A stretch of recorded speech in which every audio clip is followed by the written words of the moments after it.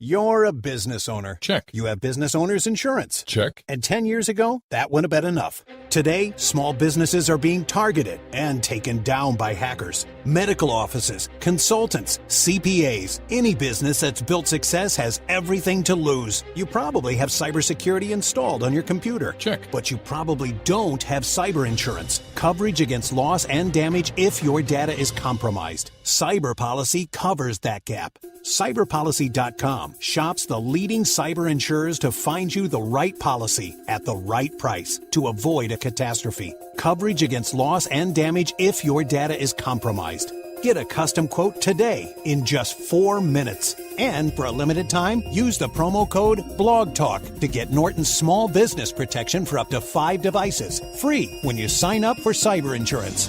Plan, prevent, insure. Visit cyberpolicy.com. That's cyberpolicy.com. Up in the big game. Blog Talk Radio. Sorry. Hi, this is Jeff Altman, the Big Game Hunter, and my apologies to those of you who are watching this as a Google Hangout or will watch it later on YouTube. Blog Talk Radio had an awkward start to the show. I thought it was recording. It wasn't. And excuse the miss at the beginning of the video. This is a time where I like to spend about 15 minutes speaking with you about some element of staffing, because I believe that many of you have systems in place and processes in place and behaviors in place that are making it a lot more difficult to find staff than is really needed. So, from my vantage point as a professional recruiter, I taught 40 plus years in the search space, a few hundred videos, I think it's over 700 now on YouTube, about staffing or job hunting. I've been at this for a long time. Although my website says over 493,000 resumes evaluated, I know it's much more than that, but that's all I could document at the time. So, I want to help make this process easier for you as an HR professional, you as a hiring manager, you as a small business owner, to bring on the people that you want and need. So today's show has 2 sponsors. The first one is Audible. If you go to audibletrial.com/thebiggamehunter, sign up for a trial of Audible. And if you do, you can download a free audiobook as part of the sign-up. So again, that's audibletrial.com/thebiggamehunter. And I know you like audio. You listen to my podcast, right? The second site is consultingassignments.com. Consultingassignments.com is a site where you can find and fill consulting assignments, full-time consulting positions, temp to perm, and contract to hire opportunities anywhere in the world completely free. Posting a job or a resume is free. Searching jobs and resumes is also free, as is the ability to contact one another. The only thing this site charges for is if you want to feature a job or feature a resume. It is a whopping $10 for 30 days. If you're going to feature more than one position, well, the price goes down to, I think it's as little as $2 for 45 days. So that site again is consultingassignments.com. Now, I thought I would play around with the notion of that old song, That Lovin' Feelin', that was sung by the Righteous Brothers and has appeared in so many movies, about the loss of love.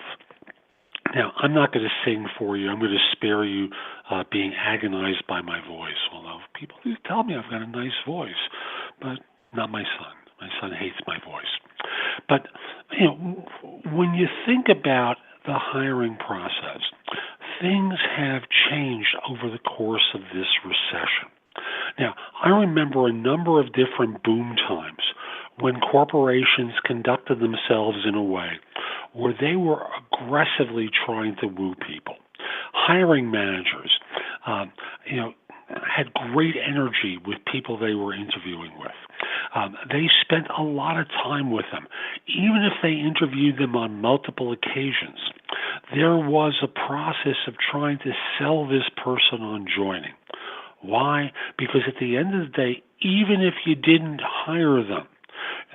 You wanted them to leave the interview with that feeling of, man, I hope I get this job, and if I don't, I'm going to be really disappointed. And talk about your firm and how they were so impressed with your organization. And the job was fabulous. So that this way, when it came time to extending an offer, it was going to be easy to get them to say yes, assuming the money was right. If they were turned down, you wanted them out there as like a mobile sales force for you. And I remember years ago, I had this one consulting client that was trying to interview a bunch of very similarly typed people. And they interviewed almost anyone. Because their feeling was, at the end of the day, they were great salespeople for their organization. And they figured that even folks turned down are going to go out there and talk about the firm, talk about the opportunity, how much they hope to get this job, et cetera, et cetera. And even if disappointed that they didn't get the job, it's like, oh man, I talked to this guy so-and-so from such and such firm. He's got a great opportunity, and the firm seems so hot to work for. Man, I want to be involved with that organization. So what's going on now? Answer, folks have gotten lazy. Just as the market is starting to take off again, you folks are still in the, well, if they take it, fine. If they don't take it, fine either. Let me help you out here for a second. How many times do you want to interview people? Really, how many unnecessary people do you want to interview? I'm talking about making the best out of a bad situation by sending them out into the public with a good feeling about your organization. But if you're going to be casual and blasé about it, if you're going to act like you don't give a darn whether they join or not, well, frankly, they're not going to want to join because everyone wants to be romanced. Hey, think about it from a dating situation.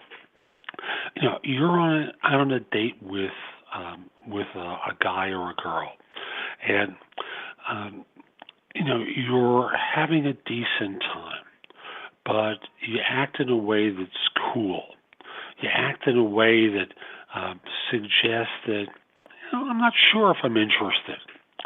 What's the message that the other person gets?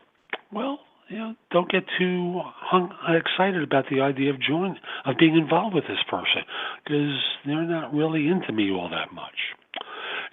So from the job hunter perspective, one of the things that causes a job hunter to be excited is if they think that you're excited about them. Just like in dating, imagine an HR interview is like a blind date where I said I was going to be there to introduce the two of you, but I call a few minutes before to say I can't be there. One of the two of you got started. So if you're in HR, I know you've got an enormous workload. And you know what? So do I. And I always try to make each call sound fresh. I'm not always successful, but what I try to do is get each job hunter excited about the opportunity I'm recruiting for. So that this way, when it comes time to scheduling, they're excited about going to meet my client. If you're in HR, if you're a hiring manager, let me start with HR here for a second. If you're in HR, one of the great insults that job hunters have about you is that you acted like a clerk, that you acted in an official and officious capacity to make it just dull and methodical for them to talk with you. And if you're a hiring manager, if you seem cool and aloof, well, how excited do you think they're going to be about you, about working for you, about doing what you want to do? And yes, I know you could be talking about the most exciting work on the planet, which is unlikely, of course. Most of you have pretty mundane jobs that you're trying to staff. But let's say this is the most exciting job on the planet, and you're conducting yourself in a way that's kind of blasé and casual, that doesn't sound real interested until you are. That first impression of being cool and aloof is going to leave them with a feeling that you're kind of standoffish and isn't going to get them excited about you and your job. Now, I want you to think about what you can be doing in every interview you conduct to send the job hunter out of your office with the feeling that this is a great opportunity, that you're a terrific person to work for, that your firm is one that recognizes talent, promotes it, rewards it, advances it throughout the organization, so that this way people don't feel as though they're just going to be accepting a job. You know, a job, another lousy, boring job, even if it is one of those. You follow me? So think of it from a job hunter's perspective. What's going to excite them more? You know, it's kind of like in dating. I'm going to go back to that analogy. In dating, if one side or the other seems excited, it often excites the other one. And as they get more and more turned on to one another, it kind of feeds off of one another. Well, you'll get the more of the best of your person, the more excited you are on your interview. You'll get a better picture of someone at their best if you seem enthusiastic and passionate about what you're doing, what your team is doing, the successes, the milestones, the plans, what you can do to help someone advance. If they're a great performer, of course, you're not going to do that if they're a lazy bum or completely incompetent. Notice, I'm not talking about you promising things that you can't deliver. I'm talking with you about being excited, being enthusiastic, just like you want them to be, just like you want them to conduct themselves. You don't want to hire tired, burned out people who conduct themselves like has-beens, do you? And when you hear the phrase has-beens, I must in all honesty tell you, I've spoken to 24-year-old has-beens in much the same way as, well, I'm about to be 64, as much as I talk to 64-year-old people who act like has-beens, who sound tired, burned out, defeated, giving up. I know you don't want to hire those folks, but part of the reason that you're getting that impression is because that's the energy that you're giving off as well. So I want to really encourage you, whether you're an HR, a hiring manager, or a small business owner trying to bring on talent, remember, the job market right now is pretty darn good, and people are not staying out there looking for long periods of time, especially at staff levels. Now, for some very senior positions, that's not the case, as firms have ample choices amongst the baby boomer population. However, eventually, great talent winds up with multiple choices. And why should they choose you if you're not one that's going to make them feel excited about your job? Why should you think they're going to be enthusiastic about the work that you want them to do if you don't seem enthusiastic about it? So, yes, this is about bringing back that love and feeling to your interviewing techniques, to make people feel as though it matters to you if they're the ones that they choose.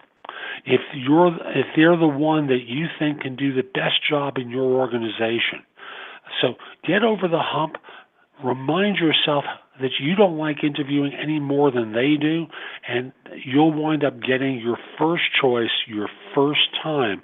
And oh, by the way, once you find someone good, why do you have to interview another 15 people as a comparison? That person will often wind up going to work for someone else because even though you say you're interested, that's not the way you're acting. So that's my no BS hiring advice for this show. I also want to encourage you to come over to my website, which is thebiggameHunter.us. I have many other videos and podcasts, and you can receive a complimentary subscription to my e-zine, which is called No BS Hiring Advice e-zine. I publish it every other week with advice for you as an HR or small business owner to help you make even better staffing decisions. While you're there, as I said, lots of videos that are available to you, easy. You can find out about me and the work that I do, both for you and for job hunters in case you fall into both categories. So come over to thebiggamehunter.us and go exploring. A few more things, if I may. First of hire someone now, I'd love to help you staff. And most of the work I do is in IT, HR positions, accounting and finance, but I also fill a lot of straight positions amongst the almost 1,200 I've filled in my career. So, send me an email at jeffaltman@thebiggamehunter.us. Let's figure out a time to speak. I'd love to help your firm staff positions. And finally, if we're not already connected on LinkedIn, send me a connection request. The address is linkedin.com/IN/the-big-game-hunter. I accept connection requests from people worldwide, except if you're a third-party recruiter or in a country known for scams or spam. So this is Jeff Altman. Next time with more no BS hiring advice. Hope you have a great day. Take care.